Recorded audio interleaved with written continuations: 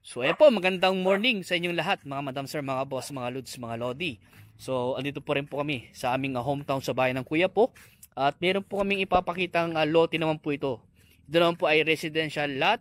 At meron pong, ito po ay meron pong sukat na 257 square meter. So ito na po yung property. At ito na po yung kalsada, sementado.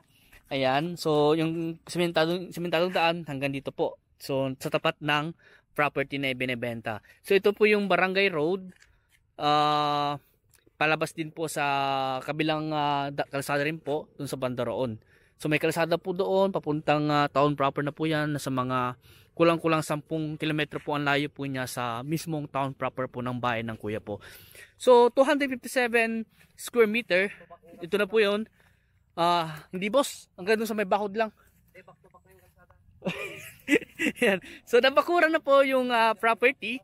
So maganda po ito sa mga naghahanap po ng pagtatayo ng bahay o residential. At dito sa part na ito nabakuran na.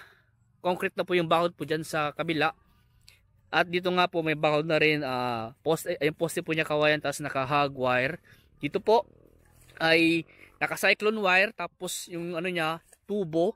At dito rin po ay pader na. Tapos doon po yung yan na po yung boundary. Yung sa may bakod po na yan na cyclone, tsaka ano po hanggang doon sa may mangga. So ay hindi nasakop yung mangga. Hindi nasakop. Yung mangga hindi nasakop. Sayang hindi nasakop yung mangga. So hanggang doon po sa may mangga po yung boundary, andun po yung bakod. Sa ngayon po ay bakante po siya. Tinamnan po lang po ng mga gulay. So doon po, yun po yung Barangay Road din po. Pinaka main na Barangay Road. Kaso nga lang po ay hindi po siya nakaunan po doon. So meron po pong susunod na lote. Pero hindi naman daw po binibenta. Baka in case na sa pagdating ng panahon ay benta na. Kung kayo po makakabili nito, pwede na po kayo mag-expand. At nakatutok na rin po kayo sa kalsada po doon. So magiging back to back na po yung kalsada in case po na ibenta at kayo rin po makabili. Ayan. So 257 per square meter, ang presyo po niya is 700,000 daw po, 700k. At sabi ni tatay, yung aming source sa property mo daw sila madam, ang sinabi po sa amin ay negotiable pa naman daw po yung presyo. Kaya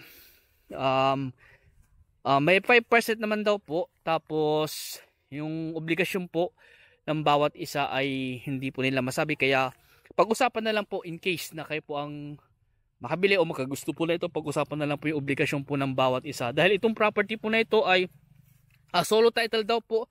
At buhay daw po yung nakapangalan sa title. Ayon po sa source po namin na sila tatay at saka si ate. So tinignan ng tatay yung titulo. So titignan natin. Tay, nakaharap mo yung titulo niya? Patingin ako.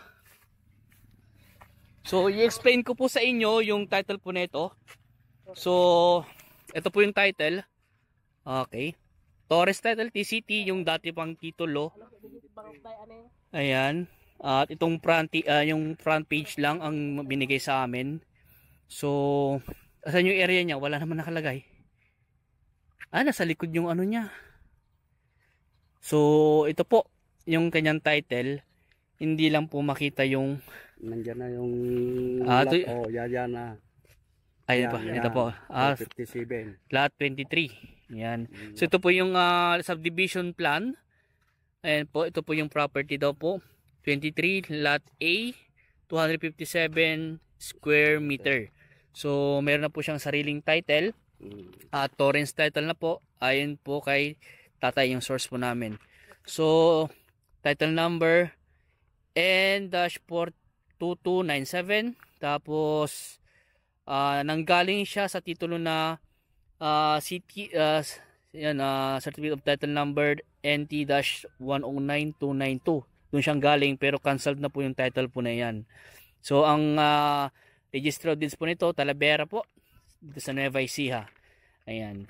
So sa mga naghahanap po ng ganitong lote na pagtatayo ng bahay ninyo, ito po yung pwede namin i-offer po sa inyo na lote lang. Tapos sa harap pwede kayong magtanim ng mga kung ano yung gusto niyo itanim. At kung gusto niyo anong gusto niyo i-develop dito, pwede naman po. At yun nga po ang sabi ko ay hindi po problema yung kalsada dahil sa tapat po ng property yung naputol na semento. So simentado po lahat yung kalsada. Dito lang po may konti lang po lalagyan din ng semento, konti lang po yan.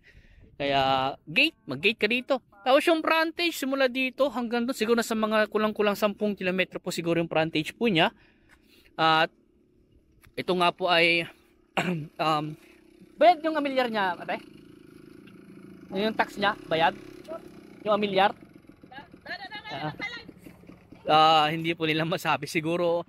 Pero in case naman po na hindi po bayad yung amilyar, ay babayaran po nila para tayo po ay makapag-request po ng tax declaration, tax clearance, certificate of non-improvement. Ganoon din po yung ibang mga dokumento pa na kakailanganin para sa pagpapakompute at sa pagbabayad po ng capital gain tax po ng property nito. Ayan. So, pag-usapan nyo obligasyon po na yon dahil sa batas po natin kasi, kung sino yung nag-gain sa property, ay siya po ang magbabayad ng capital gain tax. At kung gumamit po sila ng agent, sila din po ang magbabayad ng 5% po ng fee ng agent. Pero depende pa rin po sa usapan po yan, kung pwedeng i-all in, o depende sa usapan po yan. Pag-usapan nyo na lang po dahil ang sinabing presyo po sa amin nga, ulitin ko po sa inyo, 700k po ang presyo po nito. Ayan. So, kung gusto pa i-negotiate yung price, kausapin natin yung mismong may-ari. Kung tinatanong nyo po kung magkano yung last price, hindi ko po masasabi dahil ang dyan nga po sabi, kausapin natin yung mismong may-ari sa property nito para